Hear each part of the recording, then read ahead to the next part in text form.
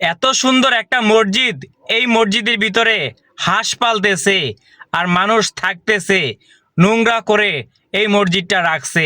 চিন্তা করছেন ভাই, দুনিয়াটা কোথায় গেছে? এই মসজিদের ভিডিওটা দেখে আমার মনটা অনেক খারাপ হয়ে গেছে। একটা মসজিদ, এই মসজিদে মানুষে নামাজ পড়ে আর এই মসজিদে এত অপরিষ্কার রাখছে। কেন, কি কারণে রাখছে আমি জানি না। এই মসজিদের ভিতরে কেন হাঁস পালে আমিও জানি না। আপনারা প্লিজ ভিডিওটা শেয়ার করে দিবেন, যেন এই ভিডিওটা সবাই দেখে যেন মসজিদটার একটা পরিবেশে নিয়ে আসে, মসজিদটার যেন একটা ভালো অবস্থান চলে আসে। প্লিজ আপনারা ভিডিওটা শেয়ার করে অন্য কাউকে দেখার সুযোগ করে দিবেন।